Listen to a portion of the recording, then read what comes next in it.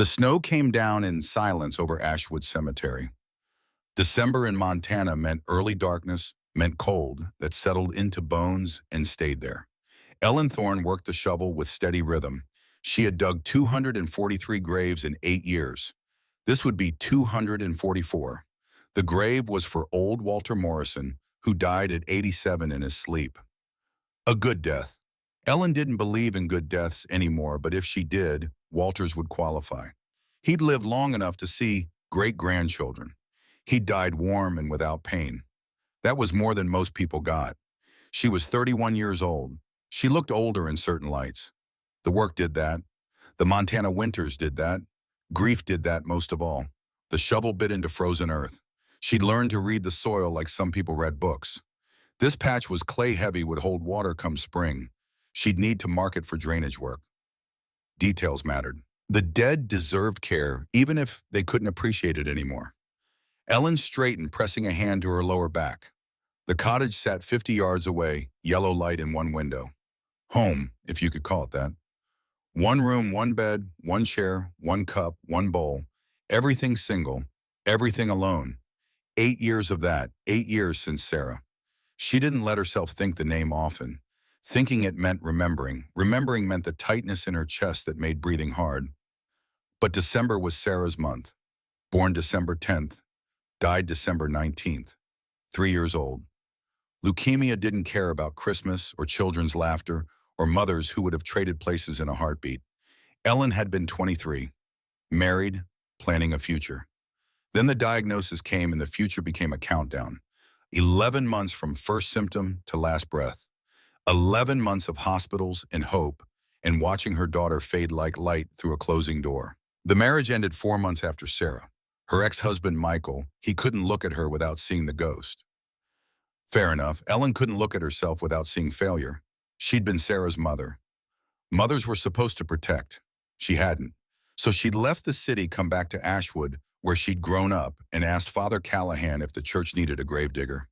He'd given her the job without questions. Small mercies. The cemetery was 11 acres of rolling Montana grassland turned into final resting place. 100-year-old oaks at the eastern border. Hawthorn trees scattered throughout, planted by some long-dead groundskeeper who'd believed in beauty even among headstones. Ellen maintained them all. Mowed in summer, cleared snow in winter, planted wildflowers come spring because the dead deserve color. She'd buried Sarah under the biggest hawthorn tree, the one that bloomed white every May like a promise the world kept making and breaking. Ellen visited the grave every morning, set fresh flowers when she could afford them, talked sometimes, though she'd stopped expecting answers. The wind picked up. Ellen shivered, pulled her coat tighter, almost done with Walter's grave. Another hour of work, maybe less. Then back to the cottage. Canned soup for dinner. Read a few pages of whatever library book she'd borrowed. Sleep, wake, repeat. This was life now. This was enough. It had to be, and she drove the shovel down hard. The blade struck something that wasn't earth. Ellen frowned. Rocks weren't uncommon, but this felt different. She knelt, brushed away dirt with gloved hands. Not a rock. Bone. Old bone, yellowed and brittle. Must have disturbed some ancient engrave back before they kept proper records. She'd report it to Father Callahan in the morning. For now, she'd work around it. The dead had all the time in the world. Walter could wait another day. Ellen stood reaching for the shovel. That's when she heard it. A child's voice. Small, broken, desperate. Don't leave me. Ellen froze. The wind carried the words away almost before she could process them. But she'd heard. God help her, she'd heard. Don't leave me, Mama, please. The voice came from deeper in the cemetery, past the hawthorn trees, past the section where families paid for marble headstones, out near the old section where graves had numbers instead of names because time forgot everyone eventually. Ellen shouldn't go. She'd learned not to investigate sounds in the dark. Graveyards played tricks. Wind through trees sounded like whispers. Settling earth sounded like footsteps. Grief-addled minds heard what they needed to hear. But that voice, that crying, it sounded like Sarah. Ellen was moving before she decided to move. Left the shovel, left Walter's unfinished grave, grabbed the lantern hanging from the cottage porch and headed into the darkness between the headstones. The snow was coming down harder now. Her boots left prints that filled in almost immediately. The lantern swung in her hand, throwing shadows that bent and stretched across the graves like reaching fingers. "Hello?" Her voice came out rough. She hadn't spoken to anyone in 3 days. "Is someone there?" The crying came again, closer now. Ellen moved faster, navigating by memory through rows of markers she could name with her eyes closed. Johnson, Martinez, O'Brien, families she'd buried, people she'd mourned alongside. Then she saw them. At the far edge of the cemetery where the fence met the forest, someone was collapsed against a tombstone. Someone enormous. Even lying down, they were massive, easily 7 feet if they stood.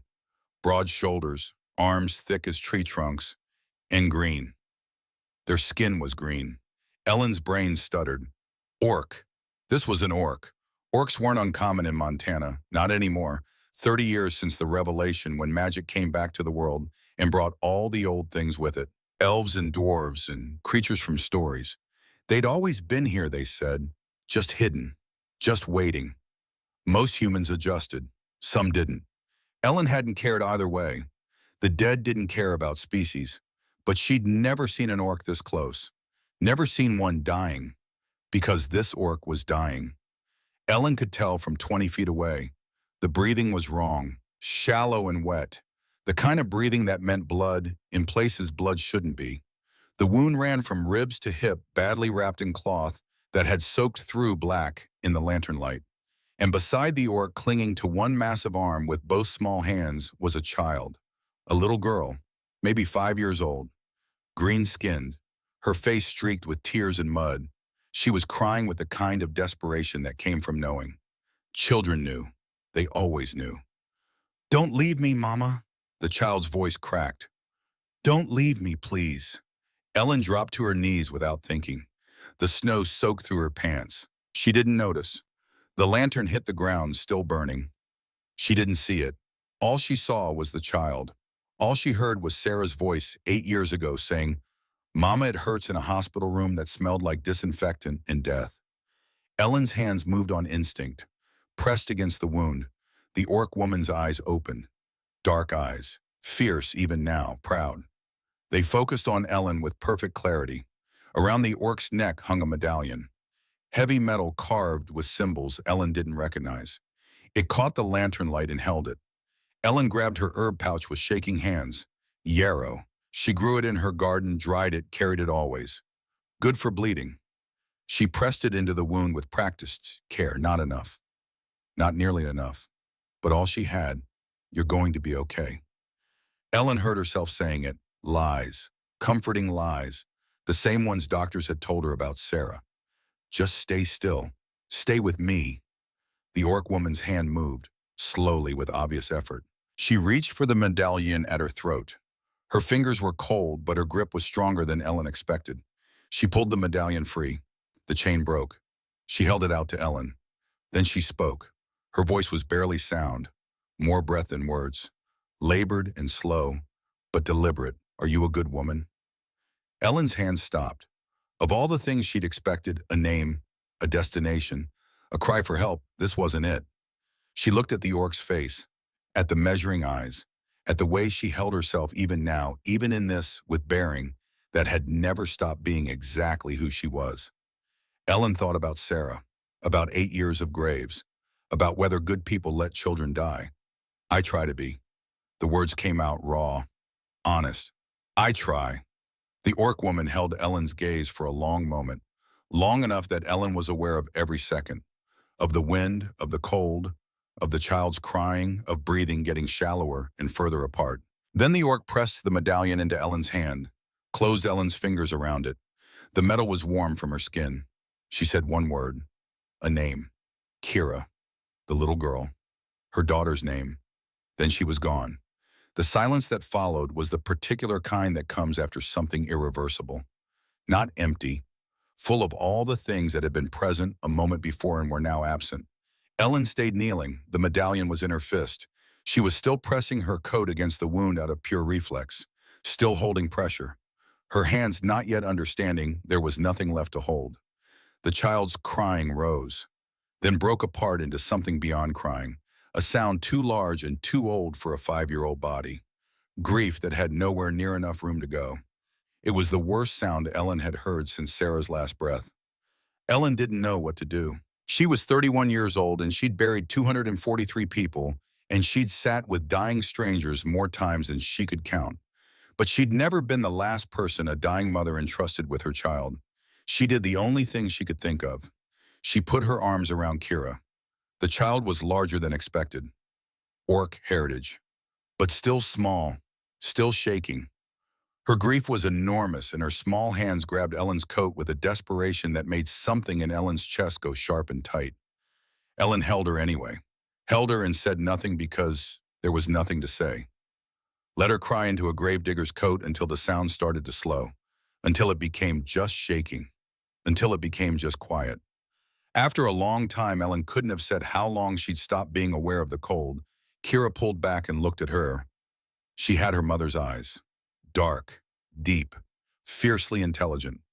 Already carrying something no 5-year-old should have to carry. Where will Mama go? Her voice was so small, Ellen looked at the cemetery around them, at Sarah's grave under the hawthorn tree, at the place that had become her whole world. I'll give her the best spot. Ellen's voice was steady, steadier than she felt. Under the hawthorn tree, where it blooms white every spring, where the light comes through the branches in the afternoon. Kira looked toward the tree for a long moment, studied it with the seriousness of someone making a real assessment. Then she looked back at Ellen. Mama would have liked that. She took Ellen's hand. Her small green fingers wrapped around two of Ellen's, and she held on, and Ellen let her. They stayed there together in the dark for a little while longer. Then Ellen noticed the other bodies. She'd been so focused on the orc woman and the child that she hadn't seen them. But they were there. 2 more orcs, both male, both armored, both dead. Ellen moved closer, still holding Kira's hand. The bodies were fresh, hours old at most. One had a wound across the throat. Clean, professional. The other had been stabbed between the armor plates. Someone who knew what they were doing. These weren't random deaths. This was an ambush, a planned attack. The orc woman hadn't died in an accident. She'd been murdered. Her guards had been murdered, and she'd fled here to the cemetery to die among strangers. Ellen looked down at the medallion in her hand, at the symbols carved into it. This meant something, something important, something dangerous. She looked at Kira, at this child who'd just lost everything. Ellen had a choice. Call Sheriff Hargrave, report the bodies, hand Kira over to whatever passed for Orc Social Services. Walk away, go back to her cottage in her single chair and her routine of comfortable numbness. Or, come on, sweetheart. Ellen squeezed Kira's hand gently. Let's go home. The cottage had never held anyone but Ellen, not since she'd moved in 8 years ago. 1 room, 1 bed, one of everything, built for isolation, for grief that needed space.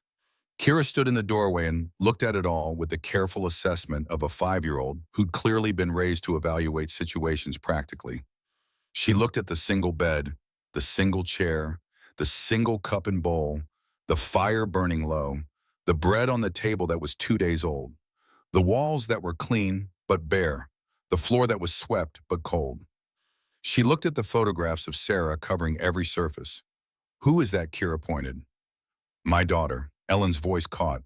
Sarah, she died a long time ago. Kira was quiet for a moment. Then very solemnly, I'm sorry. Children understood loss, even young ones, especially young ones. Ellen built up the fire, found extra blankets she'd stored away, made soup from a ham bone and the herbs in her garden. Proper soup, the kind you made for someone you cared about. Kira ate sitting in the single chair while Ellen sat on the edge of the bed. The child ate carefully, without haste. When she was done, she pushed the bowl toward Ellen. It's good, thank you. They looked at each other across the small table. Kira held the medallion in both hands, turned it over, looked at the carvings. Do you have family? Ellen asked gently. People who might be looking for you. Kira was quiet. Then Aunt Rena, Mama's sister. But I don't know where she is. We'll find her. Ellen Mano it. That's tomorrow's problem. Tonight you need sleep. She gave Kira the bed, pulled the blankets up to her chin, both the old ones and the new ones she dug out. Good night, Kira said quietly. Good night. Ellen lay down by the fire on her folded coat. She listened to Kira's breathing slow and even out, stared at the ceiling, thought about what in the world she was going to do. The answer she'd learned over 8 years was to keep doing the next thing. Don't look at the mountain, look at the step. Take the step, then take the next one. Tomorrow's next thing would be burying the orc woman properly. Tonight's next thing was sleep. Ellen closed her eyes. For the first time in 8 years, she fell asleep to the sound of someone else breathing in the room.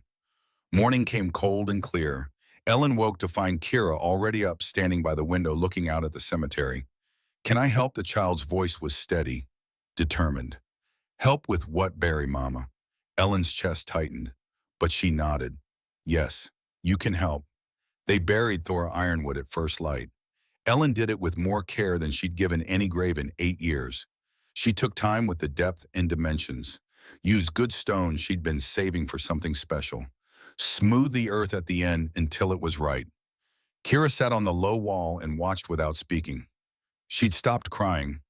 She had the look of someone who'd cried everything available and arrived on the other side of it at something quieter and harder. When it was done, Ellen stepped back. The grave was next to Sarah's, under the hawthorn tree. The branches were bare now in winter, but come spring they'd bloom white. The light would come through like something worth looking at.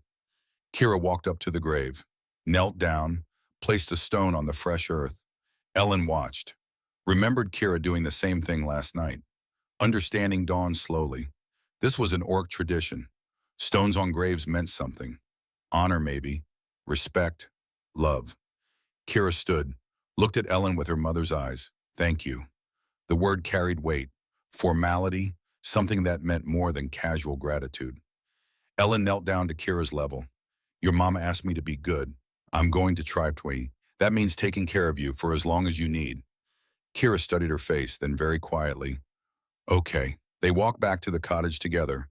Ellen made breakfast, eggs and toast, real food, the kind you made when someone else was counting on you. After Ellen took Kira into town, Ashwood had one main street, population 300 on a good day. Everyone knew everyone. Privacy was a myth. Beatrice Brennan ran the general store and the seamstress shop from the same building.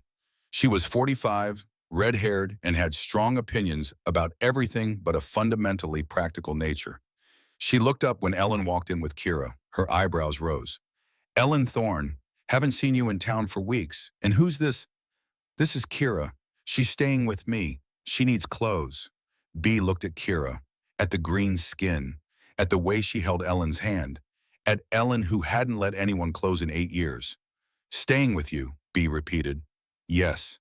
For how long? Ellen looked down at Kira, at this child who'd lost everything, who needed someone, who'd been given to Ellen by a dying woman's trust. "As long as she needs." Bea studied them both, then nodded. "I have some things that might fit. Let's see what we can do." 2 hours later, they left with 3 outfits, new boots and a warm coat. Bea had charged half her normal price and thrown in a stuffed rabbit without comment. Word spread fast in small towns. By dinner time, everyone knew Ellen Thorne had an orc child. By the next morning, opinions were forming. Sheriff Hargrave showed up on the 3rd day.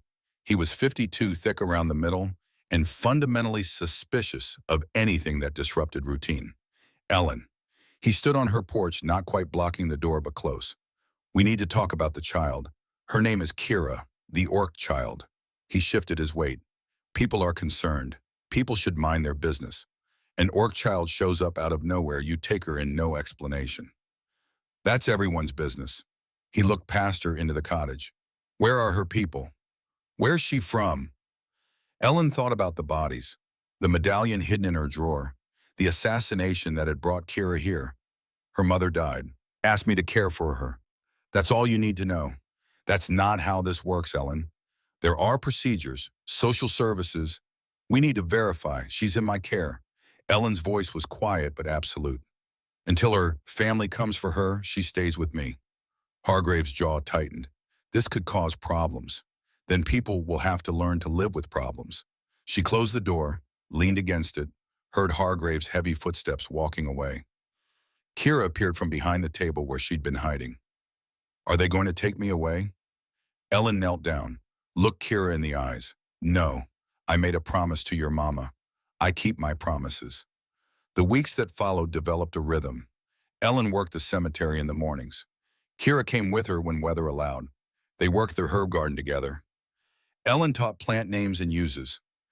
Kira learned like a sponge, retaining everything, asking smart questions. Afternoons, Ellen walked Kira to B's store where B had set up a small school space. 3 other children came for lessons. Reading, writing, basic arithmetic. The first week was hard. Children were honest about their curiosity in ways adults had learned to disguise, and some of that honesty was unkind. Kira came home the third day with a cut on her palm from a stone someone had thrown. She was quiet and composed in the way she'd been since her mother died, holding something difficult carefully.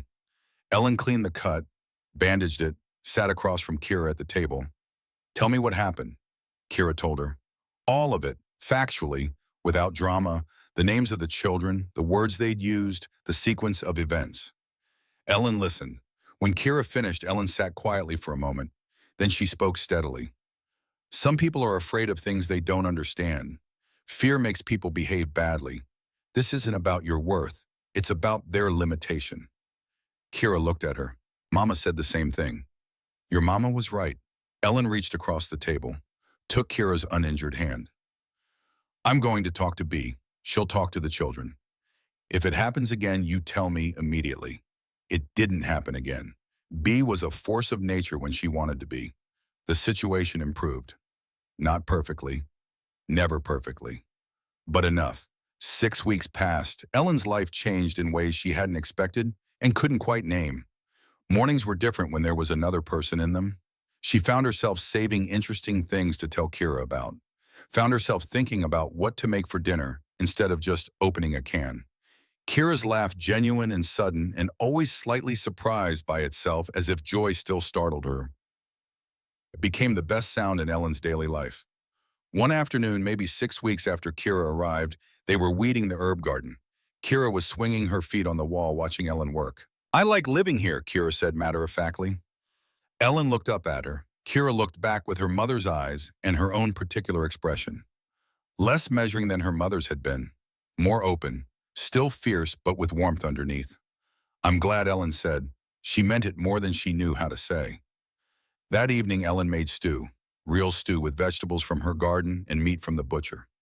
They ate at the table. Kira talked about her lessons, about a bird she'd seen, about how the hawthorn tree was starting to show tiny buds, even though it was still winter. Ellen listened and responded and felt something in her chest that had been frozen for 8 years start to thaw. After dinner, after Kira had gone to bed, Ellen sat by the fire, looked at the photographs of Sarah, felt the guilt that always came, the sense that loving another child meant betraying the one she'd lost. But maybe it didn't have to be betrayal. Maybe it could be honoring. Sarah would have wanted Ellen to be happy, would have wanted her to help someone who needed it. Ellen touched Sarah's photograph. "I'm trying, baby girl. I'm trying to be good."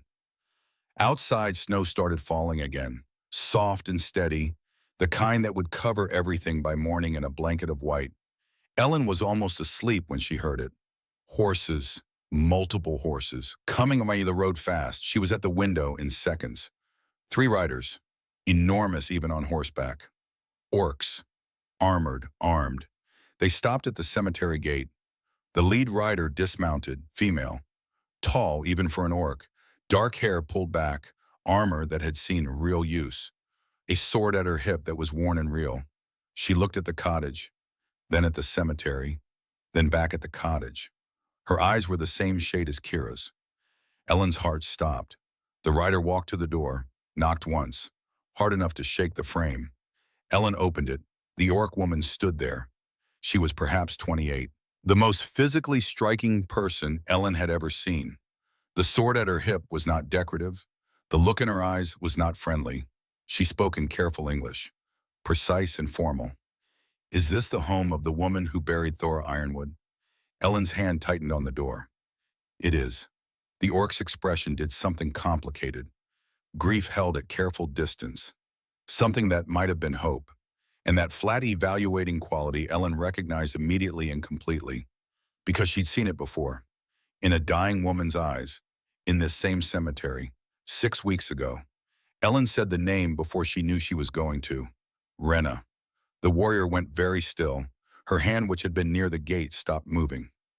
How do you know my name? I held your sister's hand when she died. The silence that followed was immense. The orc woman Rena put one hand on the doorframe. Her face did something private and complicated. The composure held, but only just. Then Kira appeared behind Ellen, sleep-tousled, confused. She looked up at the stranger in the doorway and said very quietly, Aunt Rena. Rena dropped to her knees right there on the porch. Opened her arms, Kira ran into them.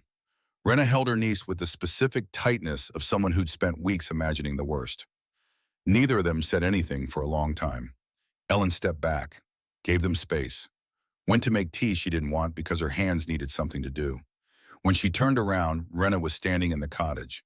She'd let Kira go, was looking around at the small space, at the two chairs now instead of one, at the child's clothes folded neatly, at the photographs of Sarah. At Ellen, her eyes held 100 questions, and underneath them all, one that mattered most. Where did you get that medallion? Ellen reached into her pocket, pulled out the heavy metal disc, held it out. Your sister gave it to me. Before she died, she asked me one question. Are you a good woman? I told her I try to be. She gave me Kira, and then she was gone. Rena took the medallion, looked at the symbols that meant something Ellen didn't understand. Her jaw was tight. When she looked up at Ellen, her eyes were measuring, evaluating, trying to understand what kind of person gets trusted with a dying woman's most precious thing. Why did my sister trust you? Ellen had looked at Kira, at this child that she'd come to love in 6 weeks, at the life that had started to feel like it meant something again. I don't know, she said honestly, but I'm trying to deserve it. Rena studied her face, then looked at Kira, at the way the child stood close to Ellen, at the obvious comfort between them. We need to talk, Rena said. All of us. About what happened. About what comes next. All right, Ellen's voice was steady, even though her heart was pounding. Let's talk. Because she knew. Whatever happened next, whatever Rena wanted, whatever the truth about that medallion was, everything was about to change. The dying oath she'd made to Thora was about to be tested. And Ellen Thorne, who'd spent 8 years alone with her grief, was about to fight for something again. For someone again. For Kira. Rena Ironwood didn't sit. She stood by the fire, tall and armored and dangerous, while Kira slept in the bed behind a curtain Ellen had rigged for privacy. The cottage felt smaller with her in it, not because of her size, though she was easily 6.5 feet tall, because of her presence. The way soldiers fill space. The way people trained for violence carry it with them even in stillness. Ellen sat in her chair and waited. She'd learned patience in 8 years of graves. You couldn't rush dirt, couldn't rush grief, couldn't rush people who needed time to find their words. Rena's eyes moved across the cottage, taking inventory. The herb bundles hanging from the rafters, the neat stack of firewood, the clean dishes, the child's drawings pinned to the wall that hadn't been there 6 weeks ago. Ellen had saved everyone. Kira drew trees, mostly, and graves, and a figure Ellen recognized as herself, tall and thin, with a shovel. Tell me everything. Rena's voice was controlled. Careful. From the beginning. The night my sister died. So Ellen told her. All of it. The cry she'd heard, finding Thora collapsed against the tombstone. The wound that was already too late. Kira crying, the way Thora had looked at her and asked that one question. The medallion pressed into her palm. The name Thora had spoken with her last breath. Ellen didn't embellish. Didn't try to make herself sound noble or brave. Just reported what had happened the way you'd report weather. Facts, sequence, truth. When she finished, Rena was quiet for a long time. You found other bodies. It wasn't a question. Ellen nodded anyway. 2. Male. Armored. They'd been killed professionally. Hours before your sister. I buried them too. Didn't know what else to do. Show me. They walked out into the night. The temperature had dropped. Ellen's breath fogged white. Rena moved silently despite the armor. A warrior's walk. Someone who'd learned to be quiet when quiet meant survival. Ellen led her to the 3 graves under the hawthorn tree. Sarah's was leftmost. Then Thora's. Then the 2 guards in unmarked plots. Rena knelt at Thora's grave, placed her hand flat on the earth. Her shoulders were rigid, her breathing controlled. But Ellen knew grief when she saw it. knew the particular way people held themselves together when falling apart wasn't an option. She was my sister. Rena's voice was rough. My only sister. We were 3 years apart. I followed her everywhere when we were children. She was brilliant, fierce, the best leader our clan had seen in generations. Ellen said nothing. Let Rena talk. She was also clan heir. Next in line to lead the Ironwood. Our grandmother, Elder Morvac, rules now. But Thora was being prepared to take over. Had been trained since birth. Rena looked up at Ellen. Did you know any of this? No. Not until now. Rena studied her face, looking for lies, for calculation, for any sign this was more than it appeared. Ellen met her eyes steadily. She had nothing to hide, nothing to gain, just a promise to keep. Our Uncle Dravik wanted power. Rena stood. He arranged a marriage for Thora. Political alliance with the Blackstone clan would have given him significant influence. Thora refused, said she'd choose her own path. Dravik didn't accept that. Ellen understood before Rena finished. He had her killed. He had her ambushed. Sent assassins after her escort. My sister fled, made it almost 50 miles before the wound got too bad. She came here, to your cemetery, to die among strangers. Rena's jaw was tight, and to save Kira. Ellen looked at the small grave, at the child sleeping in her cottage, at the enormity of what had been trusted to her. The medallion, Rena said. Do you know what it means to know? It's the Ironwood seal, passed from clan leader to heir. When Thora gave it to you, when she transferred it in her final moments, she made you Kira's guardian under orc law. Legally, bindingly, regardless of your species or status. Ellen's chest tightened. I didn't know, but you kept her anyway. Fed her, clothed her, protected her from your own people's suspicion. Rena stepped closer. Why Ellen thought about how to answer, about all the complicated reasons, about Sarah, about 8 years of emptiness, about hearing a child cry and being unable to walk away. Because she needed someone, Ellen said simply. And I was there. Rena was quiet. Then, that's simple. That's simple. My sister asked if you were good. You said you tried. Are you good? Ellen looked at her hands, at the dirt under her fingernails that never quite came clean, at the scars from 8 years of digging. I let my daughter die. I wasn't good enough to save her. Maybe I'm trying to make up for that. Maybe I'm selfish. Maybe I just needed something to care about again. She met Rena's eyes. I don't know if I'm good, but I love Kira. In 6 weeks, she's become everything. I'll protect her with everything I have. Rena searched her face. The evaluating look softened. Just slightly. Just enough. I've been tracking my sister for 11 days. Killed 3 assassins along the way. Followed rumors and blood trails, and finally asked in your town if anyone had seen an orc woman with a child. Rena's voice was tired. They told me the Gravedigger had taken in an orc girl. I expected a kidnapping. Expected ransom demands. Expected someone trying to exploit a clan heir for profit. I don't want anything. I'm beginning to see that. Rena looked back at the graves. But Kira can't stay here forever. She's the heir now. Thora's death makes her next in line. She needs to go to the stronghold. Needs training, education. Needs to learn what it means to be Ironwood. Ellen's stomach dropped. She'd known this was coming. Had known from the moment Rena appeared that this temporary arrangement would end. But knowing didn't make it hurt less. I understand. Do you? Rena turned to face her fully. Because I'm not sure you do. Kira is 5 years old. She just lost her mother. She's bonded with you. Taking her away now abruptly would damage her. Possibly permanently. Hope flickered. Dangerous hope. What are you saying? I'm saying I need to assess the situation. Determine what's actually best for Kira. Not what tradition demands. Not what politics require. What's best for my niece. Rena's expression was unreadable. I'm staying for a while. To watch, to understand, to decide. How long? As long as it takes. Rena set up camp at the edge of the cemetery. She had a tent, supplies, everything she needed to be self-sufficient. She refused Ellen's offer of the cottage floor. Said she preferred open air. Said she needed space to think. But the next morning, Ellen found the blankets she'd left folded outside the tent were gone. And there was a small pile of firewood stacked neatly by her cottage door that hadn't been there the night before. They didn't speak about it. The days developed a new rhythm. Ellen worked the cemetery. Kira helped or went to lessons with B. Rena watched. She was always there. At the edge of Ellen's vision, not intrusive, not obviously surveilling, just present, observing Ellen with Kira, the way they moved around each other, the easy comfort, the routines they'd built. Ellen tried not to let it change how she acted, tried to just be herself, but it was hard being watched by someone deciding your worth.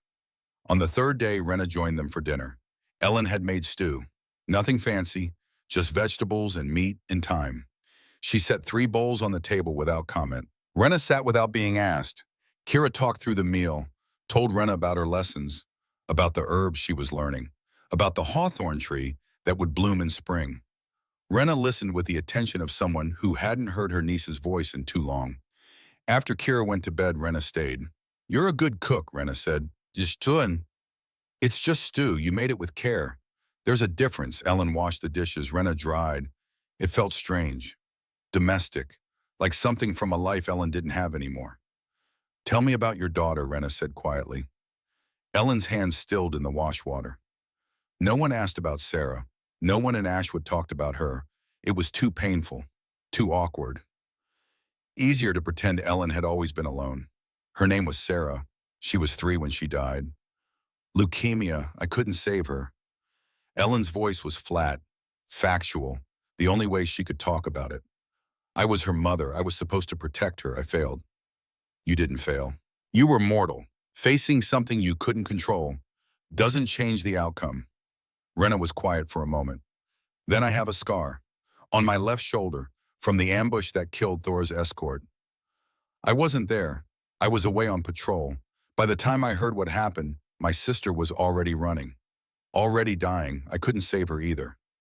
Ellen looked at her, at this warrior who seemed invincible. "Sometimes I press my hand against the scar at night when the dreams are bad," Rena continued. "Pain is more manageable than grief, more concrete, has edges I can understand." Ellen understood that, understood reaching for something physical when what you felt had no shape. "I dig," she said, "when it gets too much. I dig graves even when there's no one's to bury. The physical work, the exhaustion. It helps. We're both trying to survive things that don't have survival instructions." Yes, they finished the dishes in silence, but it was different silence than before. Companionable, shared. A week became 2. 2 became 3. Rena started leaving stones on graves when she passed them. Not just Thora's, all of them. Ellen learned this was how orcs honored the dead. Any dead, a sign of respect for the journey everyone takes. Rena left a stone on Sarah's grave. Ellen found it one morning, small and smooth, carefully chosen, placed with obvious intention. She sat down in the snow and cried for the first time in months. The cultural exchange happened gradually. Rena taught Ellen words in Orcish, corrected her pronunciation with varying degrees of patience. Ellen was terrible at it. Her mouth didn't make the right shapes. The guttural sounds came out mangled. But Rena kept trying, kept repeating, kept teaching. Vrathkin Rena said one evening, "It means the place worth defending. Not just physically, emotionally, the warm center, the thing inside a thing that means safe." Ellen repeated it. "Got it wrong, tried again." "Close enough," Rena said. And Ellen recognized those words. Recognized being trusted with something approximate rather than perfect. Recognized acceptance. Ellen taught Rena about Ashwood, about small-town dynamics, about why people ask questions they already knew answers to as a form of acknowledgement, about the unspoken rules that governed everything. Rena found most of it baffling. Why does the baker pretend not to see the line, she asked after their first trip to town together? Everyone's clearly waiting, but they all stand back and gesture for others to go first. It wastes time. Ellen laughed, actually laughed. It felt strange. Good strange. It's politeness, social lubrication. It's inefficient. It's human. Orcs just say what we mean. Direct, no padding. I've noticed. Rena's directness was refreshing. After 8 years of Ashwood's careful avoidance of Ellen's grief, of people talking around her loss, Rena's blunt honesty was like cold water. Shocking. Clarifying. When Rena asked questions, she meant them. When she stated opinions, she owned them. When she said something, it was true. Ellen found herself talking more than she had in years. About her grandmother who'd taught her herbs, about growing up in Ashwood, about her marriage and its end, about the shape of her grief. Rena listened, really listened. Didn't offer platitudes or false comfort, just attention, full presence. In return, Rena talked about the stronghold, about clan politics, about what it meant to be Ironwood, about training as a warrior from childhood, about the weight of duty and honor and expectations, about Thora. She used to sneak me sweets when I was little, Rena said one night. Our grandmother was strict about training, no distractions, no indulgences, but Thora would hide honey cakes in her armor, give them to me after practice. She'd say, "Don't tell Morvac. This is our secret." Rena's voice was soft, remembering. She sounds wonderful. She was. She was everything I wanted to be. Strong, smart, fair. She ruled with her head, but she loved with her whole heart. Kira was her world. Rena looked at Ellen. That's why I know she chose right, giving Kira to you. Thora's judgment was never wrong. If she trusted you with our most precious thing, you deserve that trust. Ellen's throat was tight. I'm trying to deserve it. I know, I've been watching. That's what I've learned. You're trying, every day, every moment. You try to be good. Rena paused. That's all any of us can do. The shift happened so gradually Ellen almost didn't notice. But one morning she woke up and realized Rena had moved her tent closer to the cottage, that she joined them for every meal now, that she'd started teaching Kira fighting stances in the afternoon, that she smiled more, that the suspicion had faded completely and been replaced by something that looked almost like friendship. Or maybe more than friendship. Something Ellen didn't want to examine too closely because examining it meant acknowledging how much she'd come to value Rena's presence, how much she looked forward to their evening talks, how much she noticed the way Rena moved, the rare smiles, the unexpected gentleness under all that armor. Ellen told herself it didn't matter. Rena would leave eventually, take Kira to the stronghold. Ellen would go back to her routine of comfortable numbness. This was temporary. Everything was temporary, but temporary could still hurt when it ended. The crisis came in the fourth week. Tommy Morrison was 10 years old, grandson of the Walter Morrison. Ellen had been digging a grave for the night she found Thora. Tommy was all knees and elbows and enthusiasm. Good kid, kind.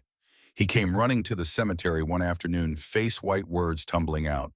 Miss Ellen. Miss Ellen's snake bit me, big one. My arm. Ellen saw the puncture marks, saw the swelling already starting, saw the distinct triangular pattern that meant rattlesnake. Her stomach dropped. B. Ellen shouted toward town. Get Doc Harrison now. But even as she said it, she knew. Doc Harrison was 60 miles away in Helena visiting his daughter. Wouldn't be back for 2 days. Ashwood was too small for backup, too remote for ambulances that could arrive in time. Tommy was going to die. Ellen's mind raced. Yarrow wouldn't work. Nothing in her standard kit would work. This needed anti-venom, needed medicine she didn't have. Rena appeared, took one look at Tommy's arm, didn't hesitate. Inside. Now. They got Tommy to the cottage. Rena opened her pack, pulled out vials Ellen didn't recognize. Dark liquids, dried plants that looked nothing like Ellen's herbs. Hold him still, Rena commanded. Ellen did. Tommy was crying, scared. His arm was purple now, swelling up to his shoulder. Rena worked with the efficiency of battlefield medicine. Mixed compounds Ellen couldn't identify. Made a paste, applied it directly to the bite, made Tommy drink something that smelled like earth and old things. Then she pulled out a knife. Ellen's eyes widened. What are you? Trust me. Ellen looked at Rena, at this warrior who'd watched her for weeks, who'd left a stone on Sarah's grave, who'd taught Kira fighting stances with infinite patience. She trusted her. Rena made 2 small cuts, drew out venom mixed with blood, applied more paste, wrapped the arm in cloth soaked with her medicine. Then they waited. Tommy's breathing was rapid, shallow. Ellen held his good hand. Rena monitored his pulse with fingers on his throat. 10 minutes passed, 20, 30. Slowly and possibly, the swelling started to go down. Tommy's breathing evened out. Color returned to his face. After an hour, he sat up. I feel better, he said, wonder in his voice. Ellen stared. How? Orc medicine. Rena was packing her supplies. We've been dealing with venom for centuries. Developed treatments your people haven't discovered yet. Tommy's mother arrived. Bee had run to get her. Mrs. Morrison saw her son sitting up, saw the empty vials, saw Rena. You saved him, she breathed. Rena shrugged. The herbs did the work. But word spread. By dinner time, the whole town knew. The orc warrior had saved Tommy Morrison's life with medicine that worked better than anything Doc Harrison had. Sheriff Hargrave showed up the next day. Not suspicious this time. Respectful. Miss Ironwood, he said, tipping his hat. Tommy's family wants to thank you. His mother sent this. He handed over a basket. Bread, preserves, a peat. Rena looked uncomfortable. I just did what was needed. You saved a child's life. That matters here. Hargrave looked at Ellen. Both of you matter. I was wrong before. About the situation. About Kira. I apologize. After he left, Ellen looked at Rena. You could have let me fail. Could have proven I'm not equipped to care for Kira. That she needs orc medicine. Orc knowledge. That I'm not enough. Rena met her eyes. You are enough. You always were. I wasn't testing you anymore, Ellen. I was helping. Because that's what family does. The word hung in the air. Family. That evening after Kira was asleep, they sat by the fire. Rena had moved into the cottage now. Not permanently, just her sleeping roll by the hearth. Close enough to be part of things. Ellen had made tea. Real tea, not the weak stuff she usually drank alone. The good kind she saved for occasions that never came. I need to tell you something, Rena said. About why I really came. About what happens next. Ellen's chest tightened. Here it was, the end of temporary. Kira has to go to the stronghold, Rena continued. Elder Morvac has demanded it. She's the heir. She needs training, education, needs to learn clan ways. Ellen nodded. She'd known, had always known. But, Rena paused. Under Orc law, because Thora transferred the seal, you're Kira's legal guardian. That gives you rights, including the right to come with her. If you want. Ellen's breath caught. To the stronghold. But I'm human. You're Kira's guardian. That matters more than species. Rena leaned forward. I won't lie. It will be hard. The council won't accept you easily. Some will fight against it. Politics are complicated. But you have legal standing. And you have me. I'll stand with you. Ellen thought about Ashwood, about Sarah's grave, about 8 years of routine that had felt like safety, but was really just hiding. She thought about Kira, about morning herb lessons, about laughter at dinner, about being needed again, being useful, being loved. I made a promise to your sister, Ellen said. I keep my promises. Is that the only reason? Ellen looked at the fire? At Rena beside Ishharder, at the life that had started to feel like it meant something again. No, I love Kira. She's become my daughter in every way that matters. I can't lose her. Not after Sarah. I can't. Then come. We leave in a week. It's 8 days to the stronghold. You'll meet the council. Meet Elder Morvac. We'll face whatever comes together. Ellen nodded. Fear and hope tangled in her chest. That night she lay awake listening to Rena's breathing by the fire. Listening to Kira's soft snores behind the curtain. Thinking about everything changing again. She was almost asleep when she heard it. Horses. Fast. Coming up the cemetery road. Ellen was at the window instantly. Rena was already up, sword drawn. One rider, orc, male, heavily armed. Dravik's assassin, Rena hissed, Get Kira. Hide. Ellen didn't argue. She grabbed Kira, still sleeping, and ran for the cemetery. She knew every inch, every grave, every shadow. Behind her she heard the assassin dismount. Heard his heavy footsteps. Where's the child? His voice was a growl. Give her up and you live. Ellen ran deeper into the graves, placed Kira behind a large tombstone, covered her with her coat. Stay quiet, she whispered. Don't move. The assassin was following. Ellen could hear him. She grabbed her shovel from where she'd left it. Not much of a weapon, but all she had. She used the cemetery like she'd used it for 8 years. Knew which graves had unstable edges, which paths had hidden roots. She led him through the dark, staying just ahead, making him follow. He was bigger, stronger, trained.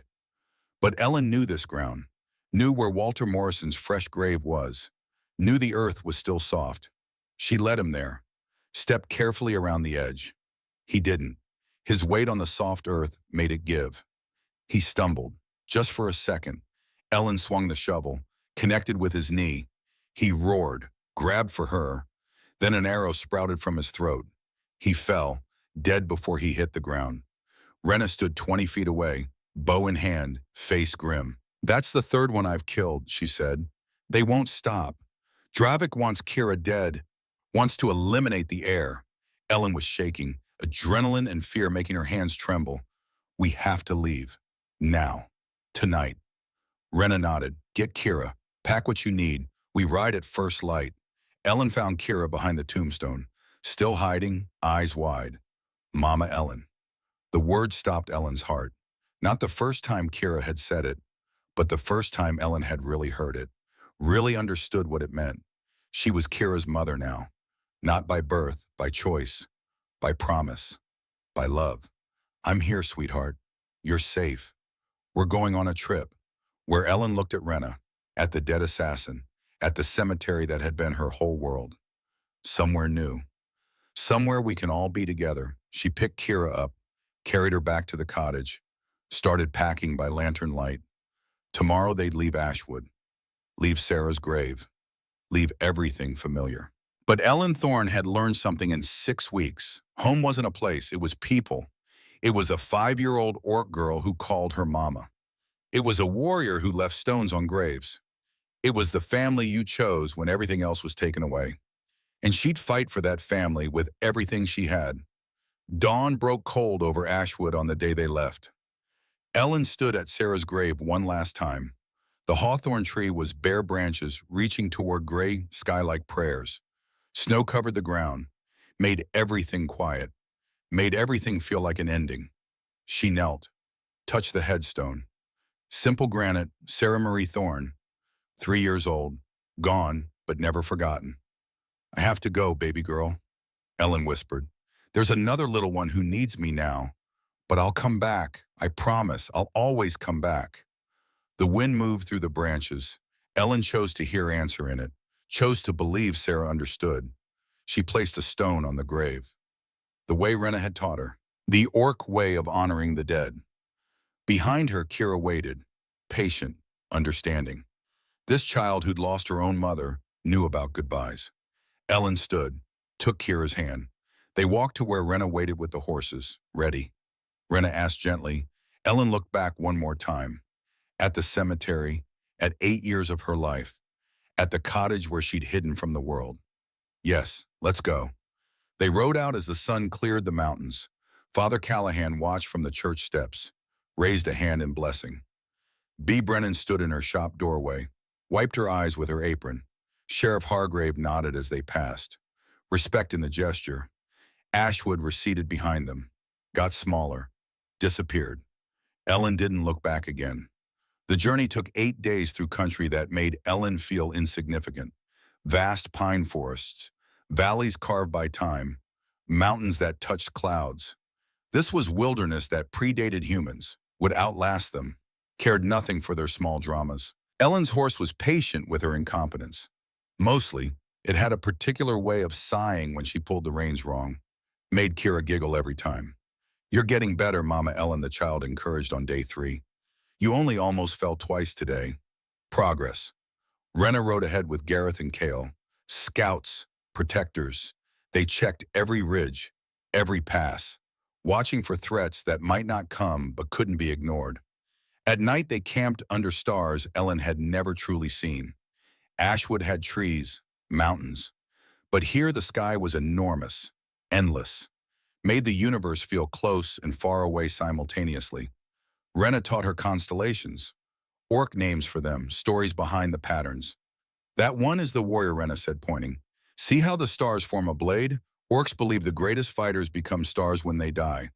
Guide the living from above." "What about non-warriors?" Ellen asked. "They become the spaces between stars, the darkness that makes the light visible. Equally important, equally honored." Ellen thought about that, about Sarah, about whether her daughter was light or darkness or both. On the fifth night, Kira had nightmares, woke crying. Ellen held her while she shook. Mama's gone, Kira sobbed. I saw her die again. I see it every time I close my eyes. I know, sweetheart, I know. Does it ever stop, the dreams? Ellen thought about her own dreams, about Sarah's last days playing on loop, about 8 years of night terrors.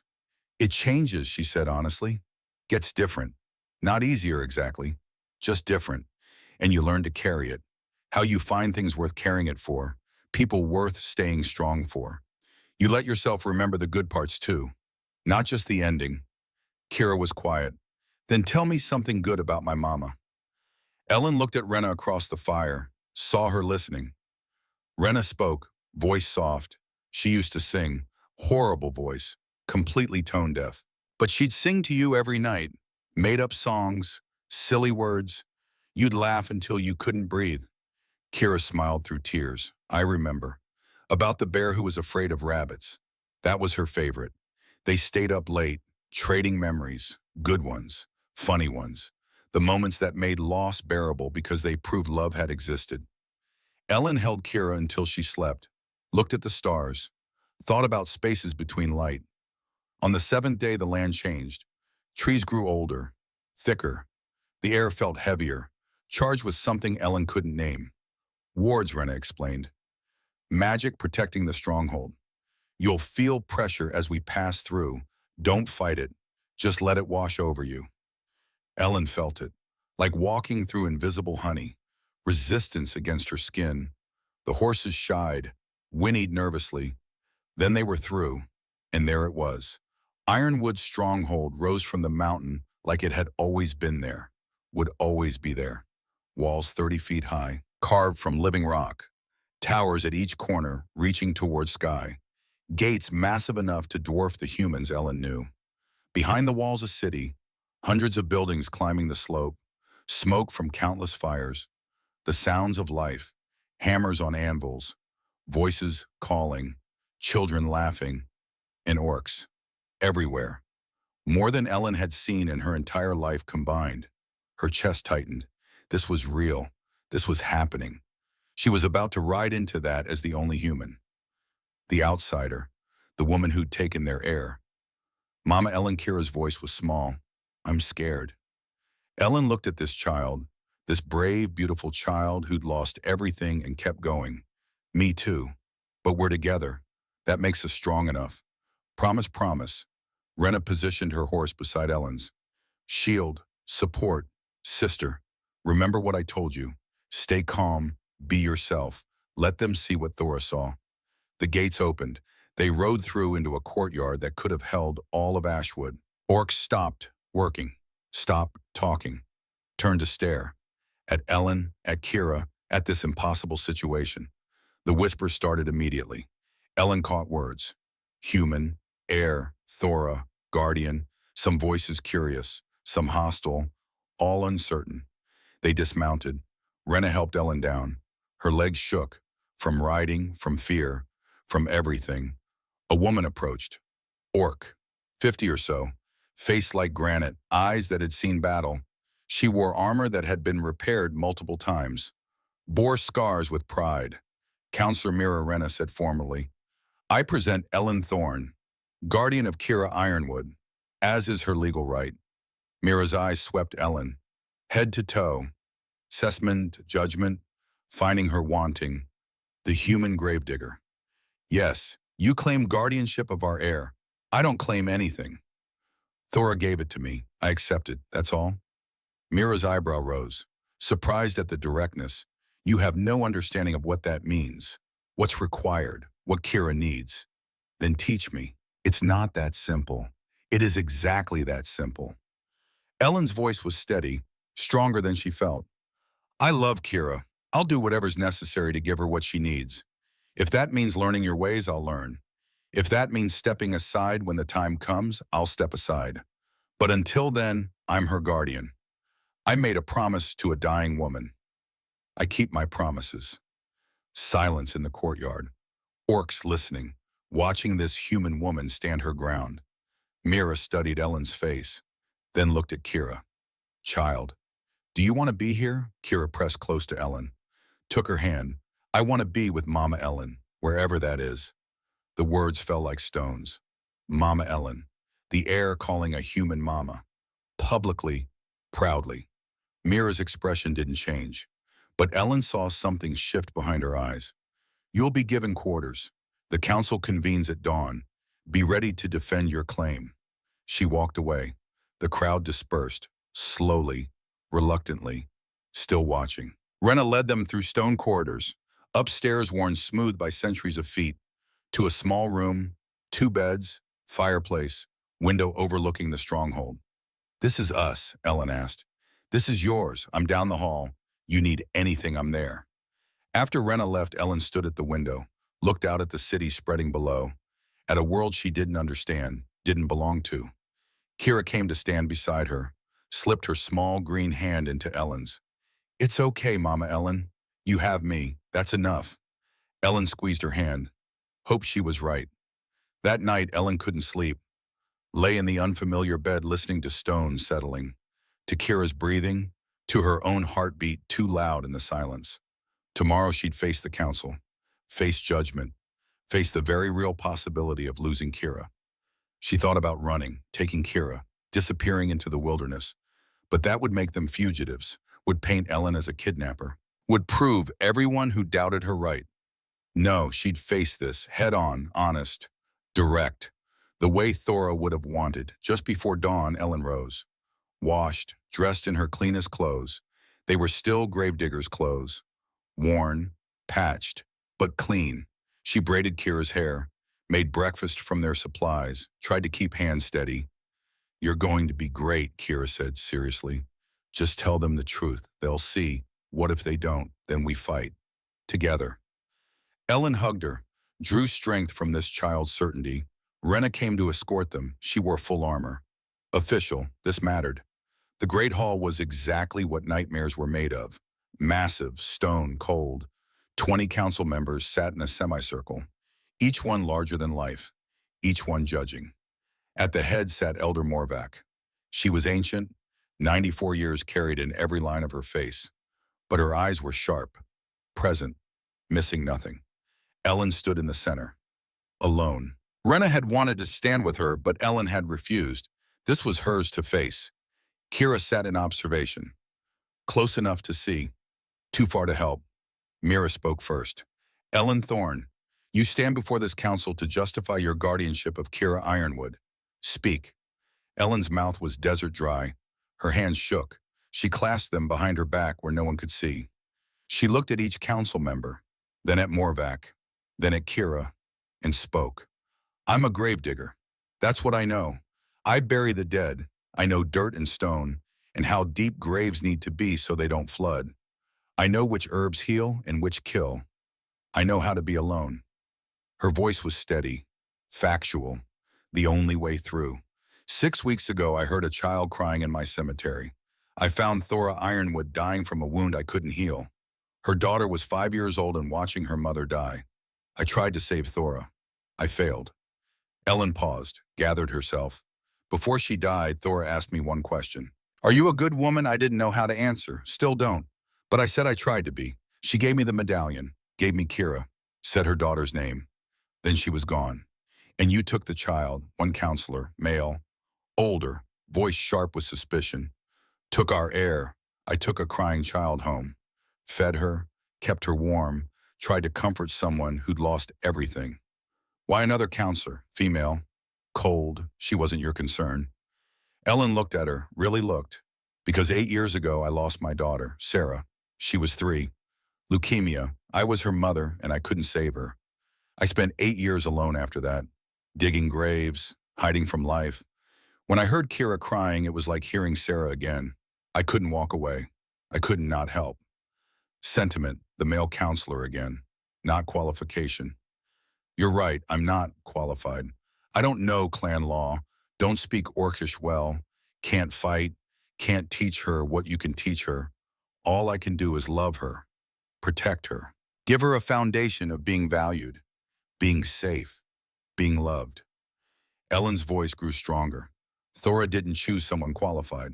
She chose someone who would try, Someone who would care more about Kira's well-being than politics or power or what people thought. She chose me. I don't know why, but I'm trying to deserve it. Dravik says you kidnapped the heir. A new voice, counselor from the left, says you want power, influence, want to manipulate our clan through a child. Ellen's jaw tightened. Dravik murdered Thora, murdered her guards, sent assassins after a 5-year-old. And you're listening to his lies, Dravik's clan. You're not. No, I'm the woman Thora trusted when she had nothing left to give but trust. That should mean something. It means you were convenient. The counselor's voice dripped contempt. Nothing more. Something broke in Ellen. 8 years of held rage, of suppressed grief, of being told she wasn't enough. Convenient, her voice rose. You think I wanted this? You think I wanted to love another child after losing my daughter? You think I wanted to risk my heart being destroyed again? I didn't. I was safe in my grief, safe in my cemetery, safe and alone, and dead inside. Then Kira needed someone, and I couldn't walk away. That's not convenience, that's being human. Something you seem to have forgotten. The hall exploded, shouts, arguments, some defending Ellen, more attacking, chaos. Then Elder Morvac stood. Silence fell like a hammer. She walked forward, slowly, each step deliberate. When she reached Ellen, she stopped, looked up with eyes that had seen almost a century. You knew nothing of my granddaughter when she died, no elder. When you learned who she was, what did you do? I kept my promise.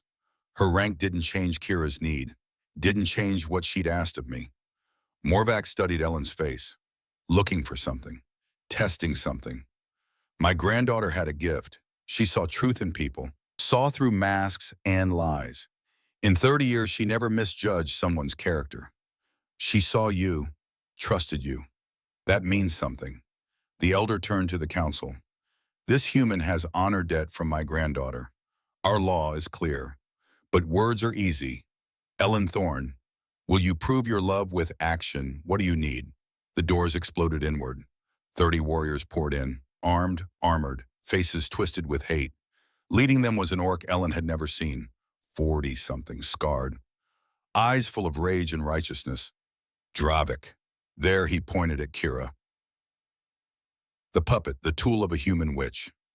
Everything happened at once, council members shouting, guards rushing forward. Rena on her feet, sword drawn. Dravik's warriors clashed with the guards. Steel ringing, blood spattered. Ellen didn't think. Ran toward Kira, grabbed her, pulled her toward the back of the hall. Rena was there. This way, follow me. They ran through corridors Ellen didn't know. Upstairs, down passages. Behind them, fighting, screaming. Dravik's voice roaring commands. Find the heir, kill the human, take what's ours. Rena led them to a large room, herbs hanging from rafters, tables covered with medical equipment. The healer's hall. Inside now they burst through. 2 orc healers looked up in shock. Out Rena commanded, seal the doors, go. The healers ran. Rena barred the door. Heavy wood, iron reinforcement. It would hold. For a while, Ellen set Kira down. The child was shaking, terrified. Ellen held her close. It's okay, we're safe, but they weren't. Ellen could hear fighting getting closer. Dravik's forces pushing through the stronghold's defenders. They were outnumbered. She looked around the healer's hall, at the herbs, the supplicum, the things she knew better than anyone on. An idea formed. Terrible, dangerous, necessary. Rena, I need 5 minutes. You have 3. What are you doing? What I know, healing. Backwards. Ellen grabbed everything she needed. Nightshade, hemlock, wolfsbane. Substances that healed in tiny doses but destroyed in larger ones. Her grandmother had taught him, warned her, made her memorize what not to use. Now she used it all. Mixed compounds, created smoke that would choke, liquids that would burn, powders that would blind. The door shuddered, someone ramming it, wood splintering. Ellen positioned her weapons, handed some to Rena. When they come through, throw these. Cover your mouth. Don't breathe deep. The door exploded inward. Dravik's warriors flooded in. Ellen threw. Smoke erupted, thick, black, choking. Warriors stumbled, coughed, eyes streaming. Couldn't see, couldn't breathe. Rena moved through it like death. Sword work, clean, efficient, taking down enemies who were blind and gasping. Ellen grabbed Kira, used her body as shield, protected this child with everything she had. Then Dravik was there, through the smoke, massive, enraged. He saw Ellen holding Kira, smiled. Perfect. The witch and the air. He reached for Kira. Ellen stepped between them. No, Dravik laughed. Genuine amusement. You, a weak human woman, you think you can stop me? I'm the woman her mother trusted. That's everything you're not. She threw acid in his face, concentrated, precise, directly into his eyes. He screamed, stumbled back, clawed at his face. Ellen grabbed a scalpel from the nearest table, held it like she knew what she was doing. She didn't. But he didn't need to know that. Dravik recovered. Vision impaired but functional.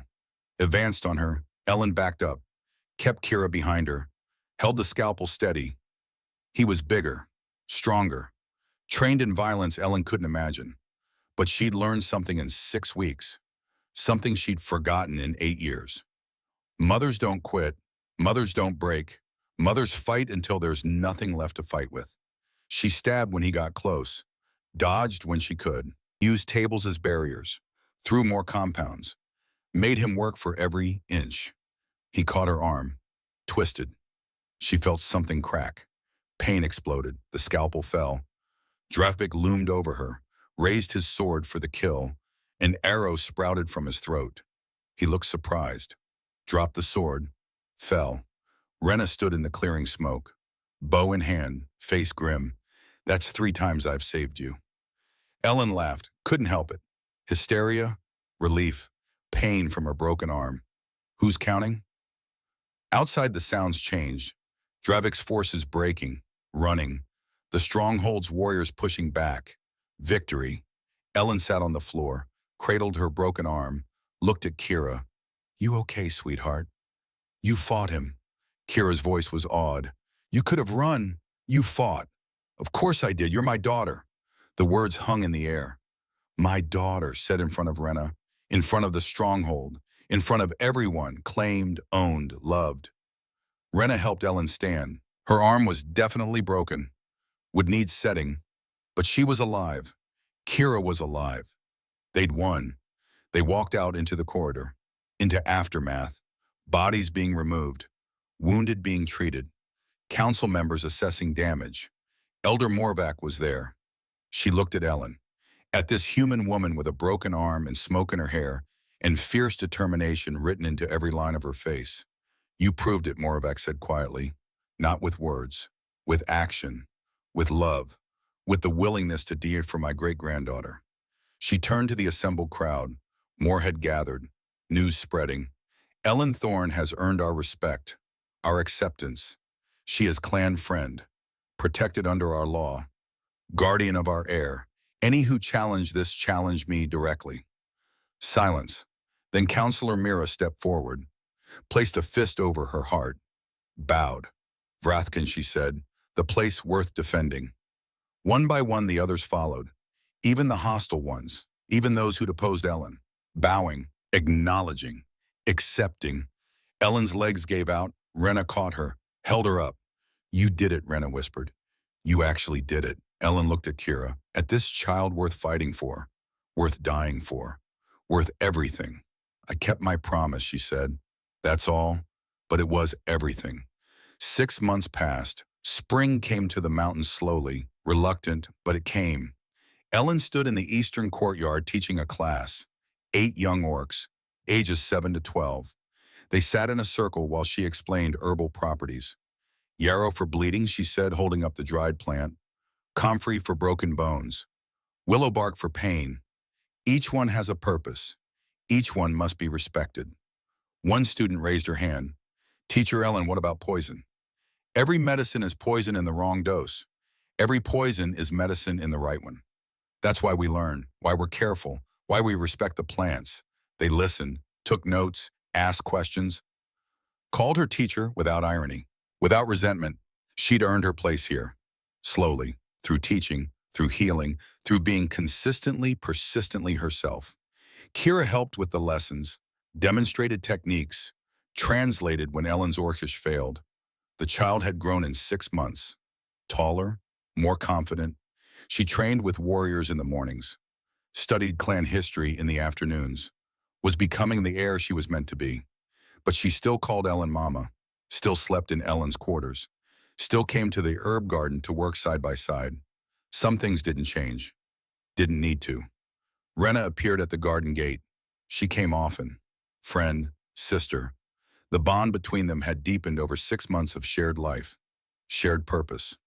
No romance, never that. Something better. Something that didn't need definition. Just was. Letter came, Rena said, holding out an envelope. From Ashwood. Ellen recognized Bee's handwriting, opened it carefully. The hawthorn tree was blooming. White blossoms like promises kept. Beautiful beyond words. Bee had placed stones on Sarah's grave. As Ellen had requested, as many as Ellen had years of grief. Tommy Morrison was well, getting tall, asked about Ellen constantly. Father Callahan maintained the cemetery, kept it perfect. Waiting. The town missed her, wondered when she'd visit. Ellen folded the letter, looked at Kira. Want to take a trip, OE Ashwood? Visit the graves. Kira's face lit up. Both mamas, both graves. We'll stay as long as you want. A week, a month if you want. Kira hugged her, fierce, complete. That evening, Ellen stood at her window, looked out at the stronghold, at mountains catching sunset fire, at a life she'd never imagined. She thought about Thora, about the question asked in a cemetery 6 months in a lifetime ago. Are you a good woman? Ellen still didn't know. Maybe she'd never know. But she was trying, every day, every moment. Trying to be worthy of trust given by a dying mother. Trying to deserve the love of a child who'd lost everything. Trying to honor 2 daughters, one in heaven, one here. Trying to be good. And maybe Ellen thought as she watched Kira laugh with other children in the courtyard below, maybe trying was enough. Maybe it had always been enough. Thora had seen it, had trusted it, had given everything based on it. Ellen touched the window, made a silent promise to the woman buried under a hawthorn tree in Montana.